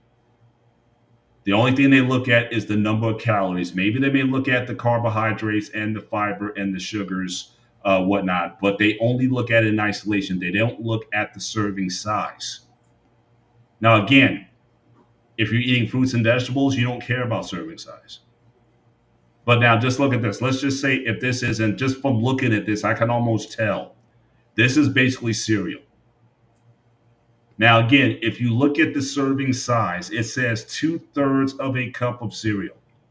I don't know of any kid of any age. Do you even know what 2/3 of a cup? Now, Pete knows because he's a chef. Do you even know what 2/3 of a cup of anything looks like? 2/3 of a cup of Cheerios, 2/3 of a cup of Apple Jacks, or Frosted Flakes or Sugar Pops or whatever it is that you ate. That is for most people. If I just literally took that 2/3 of a cup and put it in your bowl and said, "Here, eat it," even a 10-year-old kid's gonna be like, "What's this?" Most of us growing up, when we ate cereal, we took the box and we poured it into a bowl and we filled that bowl up minimum at least 2/3 of the way up. Some of us were crazy enough, we put a mountain peak on it. We overfilled the bowl. If you were to measure that out, that could be 3, 4, even 5 times the serving that's recommended on the label. So for that, you're then going to have to double or multiply whatever it is. So if you put in a cup and a third or 3 times, you got to multiply every single one of these numbers by 3 times. And so again, a lot of people don't understand that when they're looking at the labels. You don't eat that way. And I think that's a major factor in terms of again what's happening to the society to society is because you're seeing these foods. So again, you have to look at the serving size in addition to the number of calories that might be in the product. But again, most people don't do that. And you just eat until you're filled or eat until you're satisfied. You got a big giant plate of rice. But then again, look at the serving size. How much is in like a cup, 2 cups of rice? That's a lot of carbs. And if it's white rice, I work with a lot of Asian Indians and Asians in general, and white rice is like staple food. No fiber whatsoever. It's straight sugar. And it's no wonder that a lot of these populations have high incidences of diabetes is because again, their sugar content is higher than most because the carb goes on your plate first. So I remember, Coach, you talked about in the military, they talked about the plates or what you put on your plate. And for some of these cultures, the carb or the rice or the whatever is the first thing that goes on the plate. Everything else is an addition. So you get like a big plate of rice, and you put some curry or some lentils on it, or some, some doses or whatever, you think, and that's it. I've seen African cultures do that. I've seen Indian cultures do that. But carbs should be, depending on your circumstances, it should be the last thing on your plate. And if you can avoid the carbs altogether, even better, unless it's a fruit or a vegetable. There, if it's a fibrous carb like that, then yeah, you can eat certainly quite a bit of it. But what are your guys' thoughts on this in terms of just the serving sizes and whatnot? A can of beans, you're only talking about maybe like a third of the can or a quarter of the can. But are people really paying attention to that? So, Coach, what's your thoughts on this one?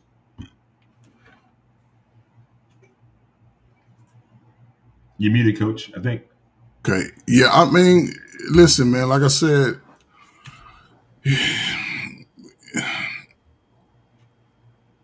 I didn't really, I would, of course, look at a label, but I really didn't start paying attention to what goes into the foods and the good and the bad of the foods that we eat until about, like I said, about 8 to 10 years ago when they bought the resource, because they showed us these type of labels in the classes, how to break it down, what each thing hold, and people don't understand that if I eat 3 cans or 3 boxes of this, that's 700, almost 700 calories.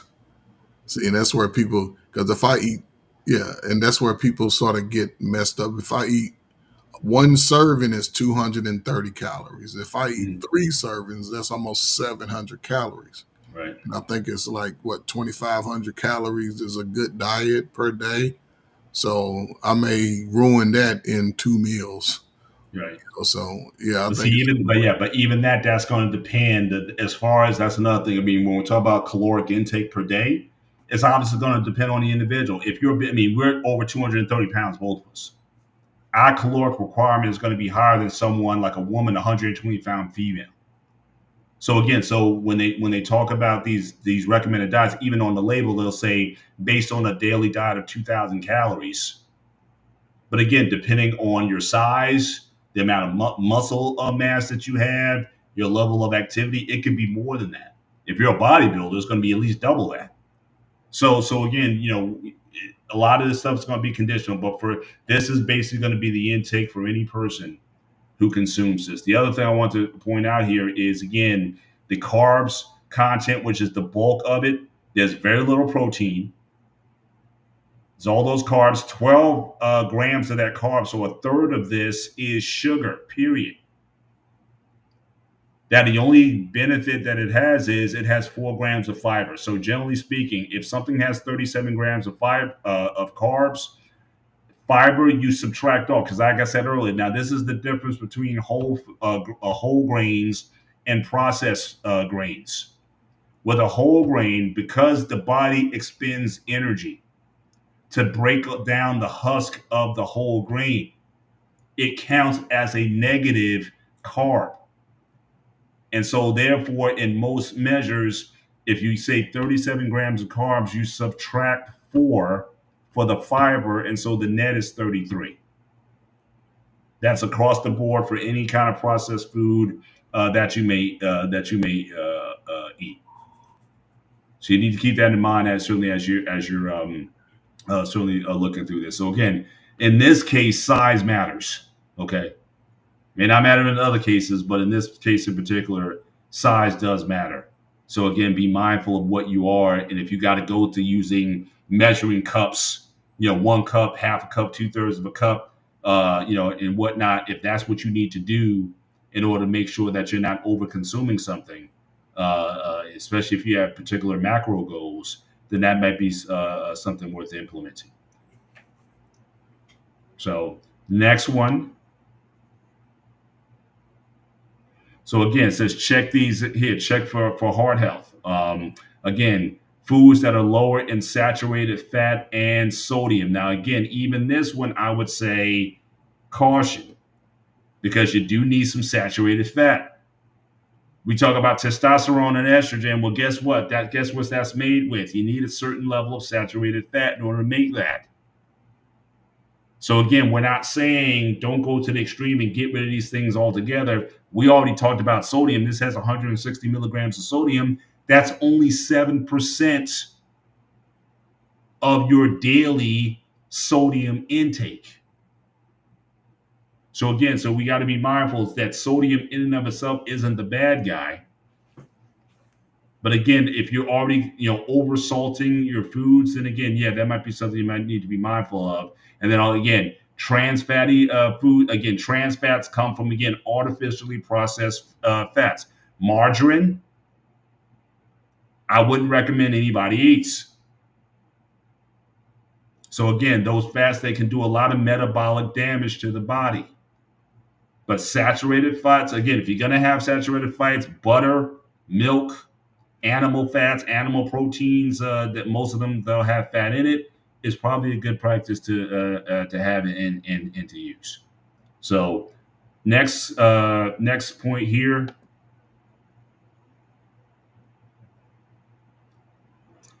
Is it nutritionally valuable? Okay, again, a lot of foods have what they call junk calories or empty calories. Right. So again, you got to be mindful of that. So you see here on the points highlighted in orange, fiber is valuable. You need to get in about 20, depending on your size, again, about 25 to 35 grams of fiber in your diet every day. Now, fiber doesn't come from protein, it doesn't come from fats, but a lot of it comes from fibrous fruits and vegetables. White rice does not have any fiber in it at all.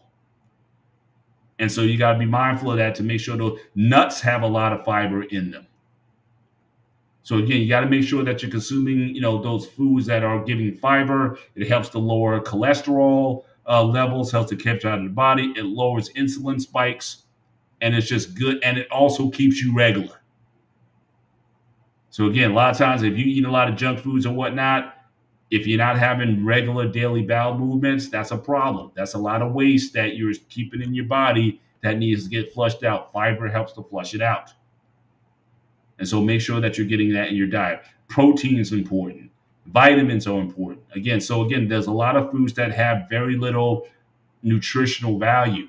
Again, junk calories, empty calories that are giving nothing but just simply adding calories and adding weight to your midsection because you're eating those foods. Next point is, I think it's the last one. Oops. Oh, that was the last point. Okay. So you had those three. I think there might have been, hang on, I think there might have been one more. Let me go back. I think I got to back it up. Thought I had one more point here. Okay, here's the last point, the tip. Consider how added sugars fit your daily budget. So again, when you look at that, what they're doing here, now again, certain foods, like I said, fruits have natural sugar already in them. That's a given. But they're counteracted by the fiber that's in the food, that's in the fruit.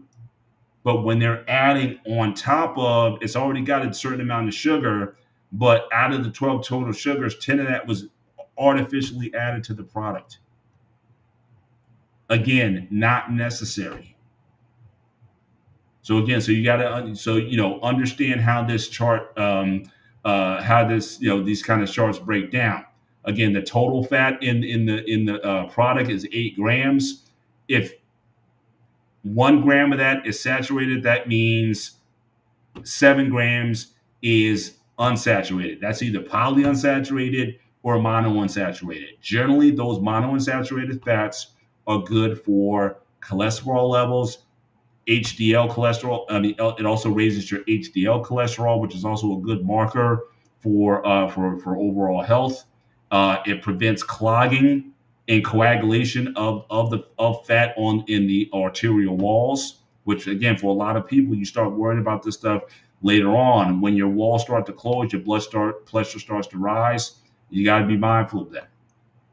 So these are just general guidelines on the just in general. Watch your sizes, establish the nutritional value of the product, and make sure that watch again, especially when they're adding additional sugars and other things to the product. Make sure you're mindful of those. Right, Coach? Any comments on this before I go to the last part on the water? Yeah, man. Listen, this is a big thing right here, man. The sugar, man. The sugar intake that's affecting a lot of. It's almost addictive. You Oh, it know, a lot is. of us eat sugars that are very addictive, man. And I think we underestimate the harm that sugar does to our body over time. And even as children, a lot of us are given sugar products early.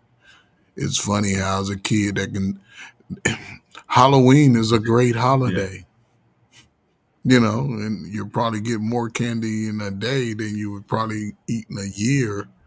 And kids are eating it.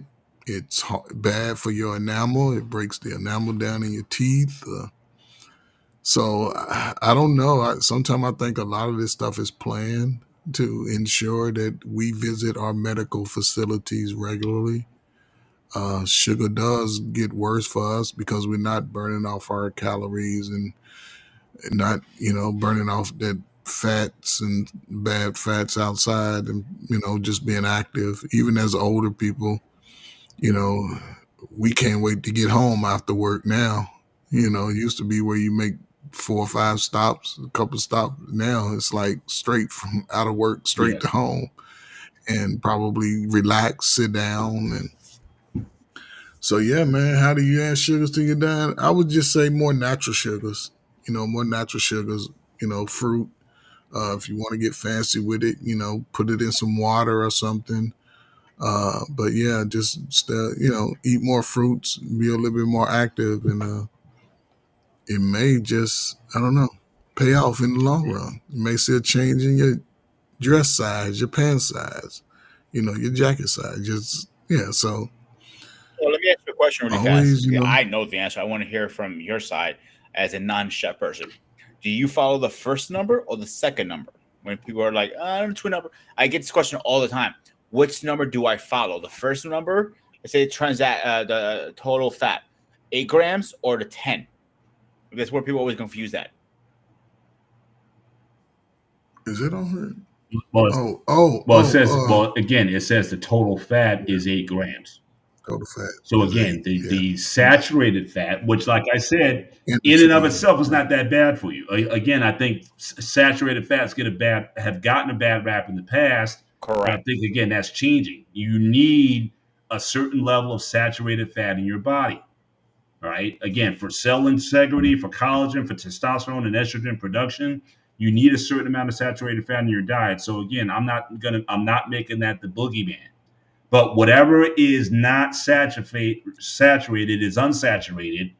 And again, those two unsaturated, they either go into the mono category or the polyunsaturated or monounsaturated. You want more foods that have the monounsaturated because again, that helps to lower overall cholesterol, but at the same time, it raises your HDL cholesterol, which is the good cholesterol that you need in your body. So again, you want to be able to break that down. Now, most food labels won't give you that breakdown of how much of this is saturated, polyunsaturated, and how much of this is monounsaturated. But do keep in mind, though, that's a relatively small ratio of saturated fat to unsaturated fats. So again, this in and of itself is not going to add a lot of fat to your body, but don't make necessarily fats the boogeyman. The big number is the total carbohydrates and the sugar overall that is in the product, especially that which is added in the product, which you really need to be mindful of. See, my issue with these labels are inaccurate, personally, because you're not going to always put one serving what it says on there. So it's 2/3 cups. That is not going to be exactly what you're going to put down. Me as a chef, yes, I can eyeball that. You as a non-professional person who cooks, you're going to eyeball it. Even as a chef who eyeball it, yes, I can get pretty goddamn close. But again, it's not going to be completely accurate. So, reality, 2/3 a cup of cereal. You're not. You're gonna look at me and like a child. You're gonna look at me like, what the hell did you just give me? It's not enough for me. What the fuck, man? You're Yeah, tripping me child easy here, child services will call you up, say you're starving your child. man. But then Exactly. you can say, look, I gave them what was on the nutritional facts labels. I gave The them the one amount, but I they're gonna had look at always these had emaciated issue with. kids. The one I had always issue is the peanut butter. If you see how much fat's in it, actually, and it's good fat, obviously, and people freak out when they see how much peanut butter has in it, and Mhm. it's actually good. And people, and one thing when I was training full time martial arts, and I had a student of mine, she says, "Hey, I want to get into martial arts because I want to lose weight, blah blah blah." And she was losing weight, and she had a plateau or a suddenly goes, "I don't know what's going on." I go eat a slice of pizza." I'm like, "What? Go eat a pizza." The next day, she lost 2 pounds because she needed that fat to burn it. Mhm. I don't know if that makes sense what I'm saying here. Though. Well, again, fat again not only keeps you it keeps you full, but again also like I said, the cellular integrity also maintained. Saturated fats are typically solid at room temperature. You can bring that back up. But trans fats are So considered harmful. I'm sorry. I apologize. Yeah, more harmful have been banned in many places due to negative effects on health. Yeah, facts. So One thing again, I but also I don't see too many foods with trans fats in them anymore. I mean, I think I don't know if the FDA officially banned it. You don't see it in many, but I think still the big culprit still is the one in the middle, the carbohydrates. I so think they that's have really not banned it. What is going on is a lot of people are staying away from it and they're losing money. Simple as that. But I want to highlight one comment here of hers, and she said it takes 20 minutes before your brain realizes. Well, that's 100% accurate. Also, when people eat, they don't eat with their mouths first. They don't eat with their nose. They eat with their eyes first.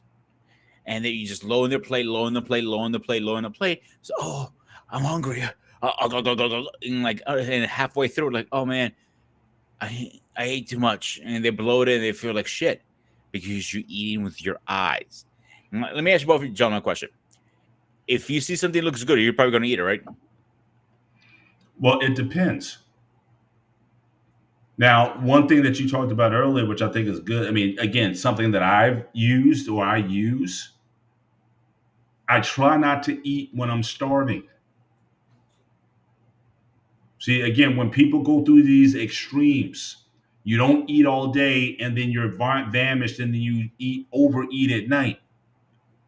Again, I like the strategy of eating 4, 5, even 6 times a day. That doesn't mean you're having a full meal 4, 5, 6 times a day. But again, when you do eat, you don't need as much. You don't have to have the giant plate of food. But let's just say you get up at 6 a.m. in the morning for work or whatnot, and you don't eat again until 12, 1, 2 in the afternoon. That's 8 hours with nothing in between. Then you go from 1 to 2. You may not eat again until you get home from work and get your kids to bed and all that kind of stuff. You're not eating till 7 or 8. Mm-hmm. And then you're going to go another 10 hours until the next morning. So again, you go through these fasted periods without eating, and you go through these periods where you're overeating too much, and especially if you're eating a lot of these processed or sugary or carbohydrate rich foods, you're spiking your insulin. So again, you go through an insulin low, then an insulin spike, an insulin low or an insulin spike. Correct. You're not maintaining sort of a steady flow of energy throughout the day. And I know for me, I don't know about you, Coach, I get that itis. If I eat too much, I get that itis, and I'm like, yeah, I and will I gotta go. watch. That's a lot of times I go, work. I don't try to have a big meal if I know I got a meeting coming up afterwards. Because unless I'm presenting or talking or whatever, I'm trying to stay focused on the meeting. And it's just like, I'm just trying that head could be bobbing. Because again, there's so much energy that you have in your system that your stomach is trying to process, and it's taking energy away from your brain. You know what I mean? So again, you got to be mindful of that as well. I want to debunk one little thing here. Everybody says always, "Oh, it's too much carbs. That's because the iris." Absolutely, that is actually a myth. What causes that actually is like over protein. If you let's say you're only supposed to get say, I'm going to throw a number out there, like let's say 20 grams of protein for argument's sake, and you put 40, you over proteinize yourself. I guess it is a word now. Nah, But I guess now it is. yeah, And but when you put too much protein in your body, this is why in nursing homes and in hospitals or bodybuilders they only allow so much protein at a time because you're gonna crash hard when you have too much protein. You want to get all your protein in. They say you 200 grams a day. Yeah, but if you're doing that on one shot, your body's gonna no, crash. you can't. That's what I'm saying. 4, 5, 6 meals over time is how you need to Exactly. really be consuming that. You know what I mean? Exactly. And again, that's going to be based on, again, if you're a 120-pound woman, you don't need 200 grams of protein. You know what I mean? So again, it's really going to be dependent on your, whether you're male or female, your goals overall. Are you trying to build muscle? Are you trying to maintain? A lot of those factors are going to go in. But the thing is, again, you don't go through extended fasted periods and then periods where you're just over consuming food. It's just never a good thing. Exactly. But just one last point I want to make on this before we move on to the last part that I want to touch on was, now me personally, I'm not so hardcore into diets that people cannot maintain or stay on. Generally, my approach has always been I have an 80% rule. If you eat well, I mean, eat the right foods 80% of the time, the other 20% you can do whatever you want. So if you take a week, if you take a calendar, 365 days, you eat well 80% of the time. That's going to give you about 75 days to eat anything you want. So that could be a one day on a weekend. That's your holiday. That's your birthday. That's 4th of July weekend or whatever. I'm not so anal about food to where you can't have at certain times something that you enjoy. So I think that that's a better way to go about it than just being so. Some people that like they're all or nothing. They have no control whatsoever. They got to be in the strict diet protocol all the time, or they're just constantly eating whatever's in front of them. So again, you may have a cheat day on Saturday or Sunday. The problem is you can't get back on the grind on Monday. It's got to be all or nothing. And I think a lot of people get frustrated with that. And so my thing is do things in such a way where you can build up rewards for yourself. Yeah, there's nothing wrong with a piece of cake every once in a while. I just don't believe that. Now, again, you got some hardcore people out there. You should never eat that stuff ever, and it'll kill you if you eat it. I've never been that guy. Obviously, if you overconsume, if you eat that stuff on the regular, yeah, that can certainly lead to some health problems. But I think food, family, association, fellowship, I think all those are valuable things. And if you're doing the right things most of the time, 80% of the time, then when you want to take your wife out on a date and go to a nice restaurant, eat what you want at the restaurant. Just make sure you get back on your grind and your protocol the day after. And so, Coach, I don't know how you feel about that. I've never been, like I said, I've been around bodybuilders and really body conscious people and vegans, vegetarians, just people who just really take food to such almost like a religious experience. And I've always believed in some balance, or at least having some normalcy about things. So, what's your thoughts on that? That kind of approach. To me, I just think that just works better if people will implement it. But they just, it's like I got to be all or nothing. And at the end of the day, to me, in my view, you still wind up failing at one point or another. I've always believed in moderations. And then once I really got into the labels and sort of having, it's difficult. Even, before I got married, I was active. I was running around. I look at my pictures like, man, I was good, and I don't know. I think moderation is good.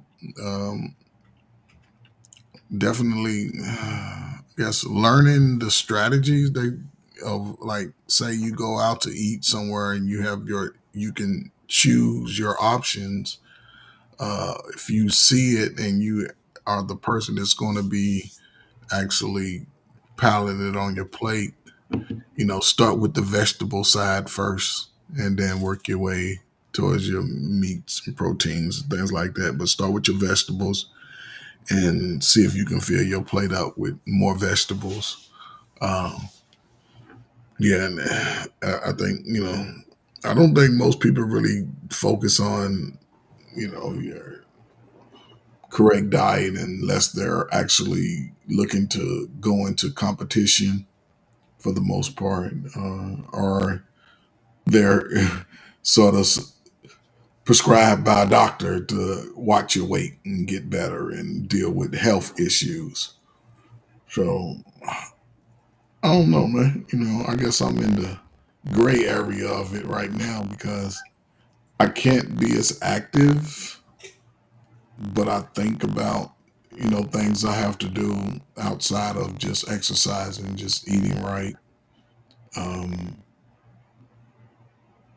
just more of my eating habits. I'm Yeah. a snacker, so but I don't eat a lot of I may eat some trail mix just to fill that little void. Even peanuts and stuff like that creates a lot of calories over time. Mhm. Yeah. Uh, but again, I like my fruits, man, and I like almost every fruit that I can run across. Mm. Everything. And certain foods help with inflammation, Yeah. headaches. Yeah, we're gonna have a show on that where we So talk about how to reduce inflammation in the body. So and yeah, obviously diet is going to be a part of that conversation. So we'll definitely be sure to visit that. But just going to go on this last. So the last thing I thought about was just hydration. Um, it's something that we don't hear talked about a lot. And interesting, Coach, you talked about the military and what they provide. I found some information that you may find useful. So, I grew up with the idea, people talk about, well, how much water you can consume. So I don't know if you grew up, everybody used to say, 8 glasses of water was what you had to, get in every day. And then once you get in the health and fitness community, bodybuilders and whatnot, me and Pete, we've been to the gym. You got the guy with the gallon of water and he's carrying that all over the gym and that sort of thing. And so, there's been some recent findings in terms of what really the deal is. Now, again, that's going to depend again on your size. Obviously, it's going to depend on your requirements. Like I said, those guys working in the warehouses, they definitely need to consume a lot of water because again, just the heat and the humidity and just what you're burning in there is going to be important. But from the Mayo Clinic here, that certainly from the National Academy of Science and Engineering and Medicine, determined that intake again for men 15 and a half cups of 3.7 liters of fluids per day for men, and about 11 and a half cups of 2.7 liters a day for women. These recommendations cover fluids from other beverages and food. About 20% of fluid intake usually comes from food, and the rest from drinks. So it does need to be relatively high. I mean, figure a gallon is essentially 4 liters. So it kind of it kind of validates, certainly some of that. Certainly having a high intake of water. But the thing at the end is what I've heard in recent years that I never used to hear before. So a lot of people used to say, well, when you talk about water, it should be just water. Like everything else doesn't count. But certainly, according to Mayo Clinic and what I'm going to bring up next, other beverages do also count. And again, and I think this is important for those who are like, you might be saying to yourself, oh my gosh, how can I get that much water in? I can't drink that much. Or you don't know, a lot of people don't even like water like that to drink that much of it every single day. And so what the study is also finding is that there's other sources of fluids that you can get in that also count towards these goals that you need to be mindful of. So one of the things that they talk about is Again, here's from WebMD. What counts as water? How can you stay hydrated? So, to Coach's point, fruits are an excellent source of water. Watermelon, for example, is 90% water. Oranges, grapefruit, melons, cantaloupe. So, again, eating those things is also a good way to be hydrated. Vegetables also contain a lot of water, but also milk and juices can also be. Now, again, I'm not as in favor of the juices because of some of the high sugar content in them. But nevertheless, though, these can also count towards your hydration goals. It doesn't just have to be plain water all day, every day, all the time. You can mix it up with other beverages that can make getting to these goals a little bit easier. They also talk about coffee and tea can also go into your tally. It says many used to believe that they were dehydrating, but that myth has been debunked. The diuretic effect does not offset hydration. However, alcohol is a huge dehydrator. You should try to limit your intake, but if you're going to raise a glass, aim for at least 1-to-1 ratio with water. Have water with your wine. Now, again, I know Catalia's in the chats, and I know she's in the fitness industry. She already knows a lot of bodybuilders in the past. That's like sort of like an old wives' tale, and they say that oh well, if you really want it, you can use alcohol as a diuretic to help dry you up before shows. I know certain bodybuilders would use that as a strategy to help get that extra water weight off by just consuming some alcohol because it's a diuretic. It pulls water out of you. But it doesn't always have to be just plain water all the time, and hopefully it can help you get to your goals as well. So, what do you guys think about that as far as just the consumption? Are you there? Do you shoot for that every day in terms of your liquids consumption?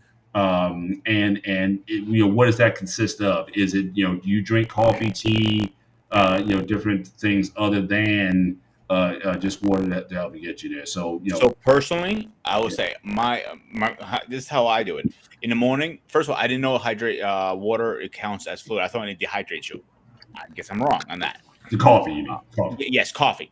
Right. So I drink 2 cups of coffee in the morning. One, so I'm getting ready. One on the road. Black, no sugar, no milk, no nothing. Black, because everything I have learned, you guys can correct me if I'm wrong here, and I know you will, Paul. Is the healthiest way to drink coffee is black. When we add in sugar and creamer, that's where it does not become healthy anymore. So my goal, I have one of the big gallons of water. It's just Yeah. a ton. I try to drink that through the day. Do I always hit it? No, but I try it as close as possible. Right. Now when I get bored of drinking the water, I throw some lemons in there. Yeah. Simple. And from my studies, I learned lemon is one. It helps you burn fat actually too. I read. So I keep it very simple. Once in a while, I throw a Gatorade in there. Like if I'm having my cheat day, I might have a Mountain Dew, but that's a different story, or a beer or something like that. But that's once in a blue. But Yeah. water is my 99% in black coffee. Those are my 2 go-to drinks. Gotcha. How about you, Coach? What does your fluid intake look like most of the time? Man, last time I probably drank a cup of coffee was probably about 4 years ago. Not really a big coffee guy. I love tea, but I like to make the tea per se, with the little lip. And I do put, when I use sugar, I use the raw sugar, Mhm. and they have vegan sugar also. But I'm drinking water all day, every day. I even got me a little fridge from my basement so I can just keep, and it's just stacked with water right now. And I probably got about 12 waters in there. Um, we have a water filtration system on our refrigerator. I love Yep. that. And I still buy bottled water because when I'm on the go, I might throw a few bottles in my deep freezer. So when I get out, by the time I'm ready to drink, it's sort of melted down. But Yeah. I'm drinking water all day, man. Me and my wife, we both drink a lot of water during the day, man. I really take my water consumption serious. Even in coaching, man, that's my biggest pet peeve. Water break, go drink water. Mhm. Everybody drinks. I don't care if you ain't sweating, and a lot of people misunderstand. and they don't understand dehydration, you might not even sweat. Yeah. You can still dehydrate. But yeah, man. The only pushback I have with that, coach, is when I was training martial arts, I used to tell my students, don't drink a lot. Take sips, small sips at a time. Because you drink too much, you might, throw that up too. We yell like in extreme situations when students don't eat healthy and they get out there. But at the same time, once they throw that, say a student of a player may have thrown up whatever it was, it didn't settle in their stomach. Now it's flushing them again with water because even in vomiting and diarrhea, you lose a lot of water. So you have to I replace it. agree. You know what I'm saying? So Again, I'm also thinking in martial art world because like my instructor was a sick little bastard. We used to wear the 12-ounce skis, the uniforms, and he used to, in the middle of this heat wave we're in now, he used to crank the heat up to 90. And he goes, okay, now you can go do class. And he used to like let us like, okay, today you guys are doing jogs and stuff like that. And we're drenched in sweat. He comes back from the AC, walking around like, wow, you guys are sweaty. I don't see why. I'm nice and chill. I'm like, we were looking at him like, we're gonna kill you. Yeah. But For sure. those conditions, like we're already sweating like dogs. Small sips are the best way, from my experience. Absolutely. Absolutely. The last part I just want to cover up, and coach, I thought you might find this interesting. That I found this. This was actually at the facility that I was at. This was actually hanging in the bathroom. So again, are you hydrated? Take the urine color test. So again, this is from the U.S. Army Public Health Command. There's a link to the website where you can get the information. But one of the ways you can tell that you're dehydrated is by your urine color. And so they, I go to the first one here. So again, this was for military. So again, this was also based on conditions that you were in, what you were doing. So were you doing easy, moderate, or hard work? What was the temperature that you were working in? And they would recommend a certain amount of intake in terms of quart per hour. So again, if you're doing easy work, about a half a quart per hour. But if you're working in hot conditions, also if you have body armor on, or I'm not sure if you know what MOPP means, coach. That might be a military term.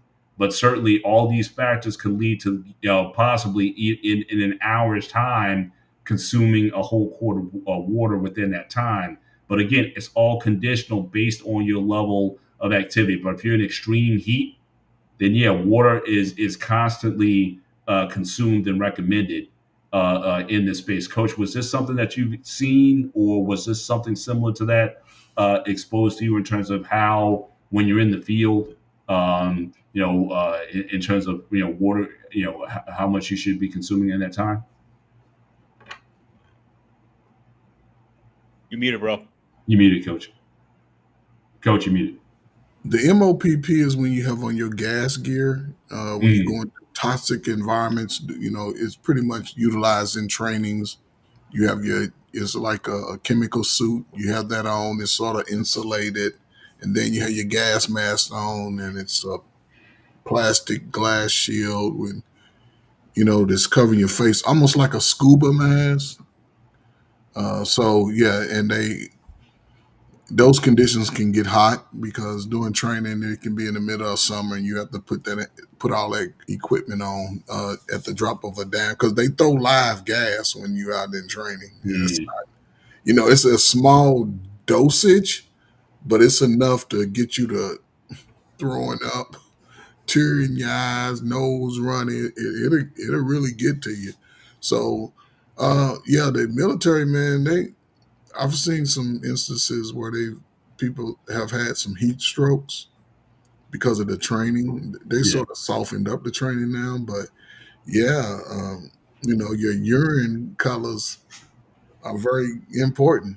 Yeah. Some people have some blood, or it may sort of like a brownish color when Yeah. there's blood in It's it. almost like is it like a light beer, or is it like one of those amber creations from the microbreweries? Here's a listing. And again, this is just from the picture that I took on the wall. So obviously, the lighter your urine color is an indicator of hydration, but you can have it where again when you're dehydrated. Now, if it's dark like you're saying, Coach, then yeah, you might need a medical. If you got blood in your urine, that might be something worth needing to see a doctor about. But typically, the darker your urine color is an indication of how hydrated you are. And what I've also heard is if you're thirsty, you're already dehydrated. You know what I mean? You should be drinking just like what I recommend eating food throughout the day. You should be drinking that throughout the day, but you shouldn't feel famished or it's like, oh, I'm so thirsty. I can. You're already in a potential situation where you're already dehydrated when you start to feel thirst before you're even thirsty. But like you said earlier, a lot of guys, they might be dehydrated and not even sweating. So again, it's a good practice overall to just hydrate regularly and not again go for the big, drink a whole quart in one shot or what have you, sip it and consume it regularly throughout the day. For but Pete, The only thing I'm going to add to that, Paul, is very, very important to keep yourself hydrated because not only for your overall health, kidney stones. Trust me, I had 8.5 millimeter stone. That fucker, you're not peeing out. You're going under the knife. Like, they go up your and blast it out. So this is very, very important for kidney stones and stuff like that. Absolutely. I think that's all I need to share. Let me see if I might have something else here. What I have.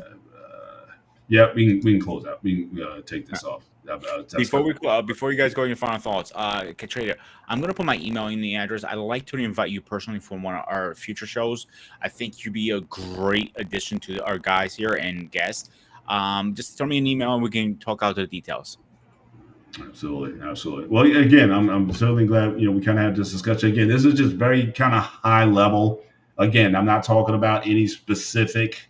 My goal tonight was not to share any kind of specific diet program or protocol because, like I said, I've seen all kinds of diets work, and I've seen all kinds of diets don't work. Or people be on it for a minute, it worked for me for a while, and stop working. But this is something again. It's like a combination of things. Again, it's what you're eating on a regular basis, what your conditions are, what your stress levels are. What are you trying to do? Are you trying to build muscle? Are you trying to lose body fat?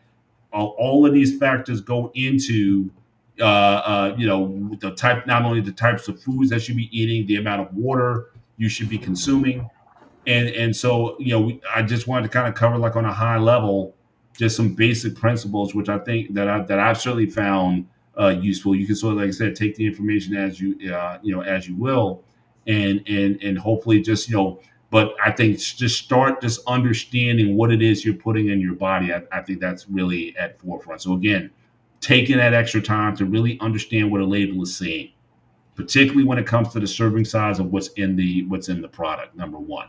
Second, again, try to eat foods with one ingredient. The less ingredients in a food, it's going to be more pure. It's going to give you, essentially what that is. Again, any 24-ounce piece of meat is going to give you about 20, 25 grams of protein. So you know what you're getting. But if you're eating like a lot of casseroles, a lot of spaghetti and meatballs, a lot of pasta dishes, or things like that, you can't even accurately break down what's in this and what's in that.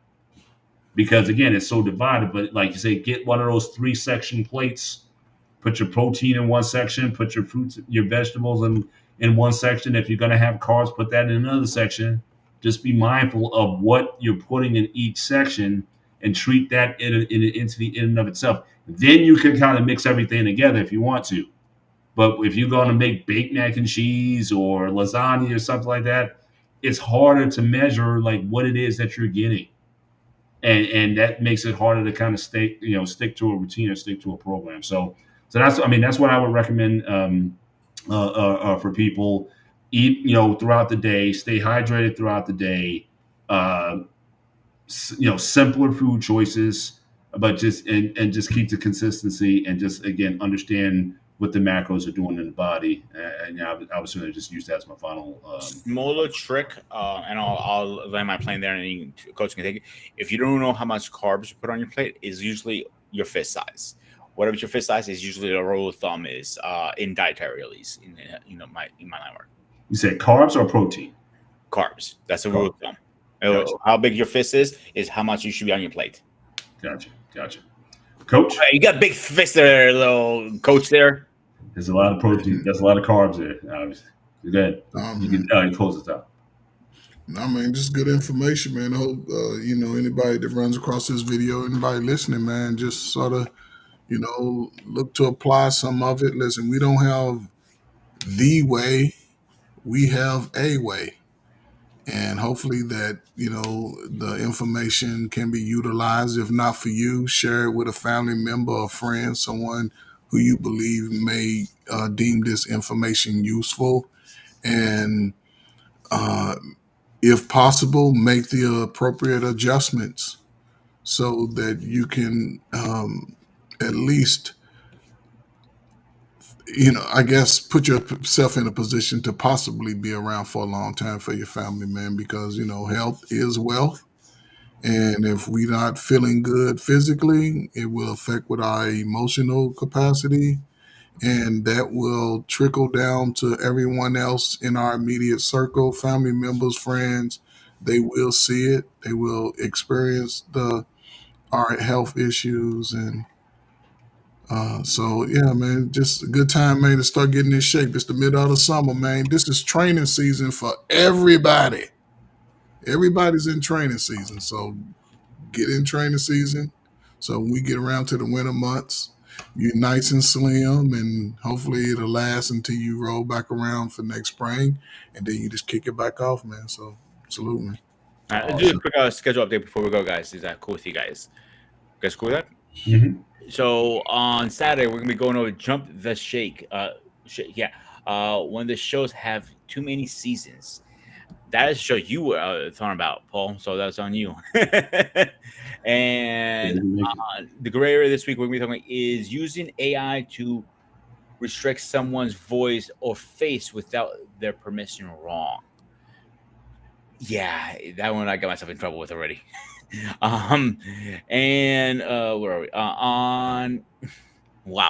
Didn't see this one coming on Tuesday. Dating forward, looking back when your ex is still on your mind. That is going to be a conversation. And the guys will be talking. I have still posts on the Bleach on Wednesday. And next week, you guys are going to be talking about the scale. Is that right? Stuck on the scale? Paul, is that right? I got to do the title. Just double check real quick. Through your weight loss plateau. Oh yeah, how do you? Yeah, stuck on a scale. So how do you get through a weight loss plateau? Yeah. All right. Accept that. Close it out, guys. Okay. Well, again, thanks once again for being on Next Gen Training. Certainly, and I'll be in this situation for the next 3 weeks. So I'll be remote somewhere from a location. Can't wait to get back into my main, my environment here, but we're going to make the most of it when I can. I'll always be available for this, but I appreciate Kateri being on. As always, one of our biggest cheerleaders. Really appreciate your support. But with that, I'm going to close out the show. So for myself, Mr. Bennett, for the coach in the building, and of course, for This is Sparta! the ghost of Sparta, a.k.a. Peter, a.k.a. Padiotis. This is Next In Training. For you guys, enjoy the rest of your week. Enjoy your weekend. Take care. God bless. We'll see you next time. Good night. Stay fresh, stay safe, and I'll see you guys on the next one.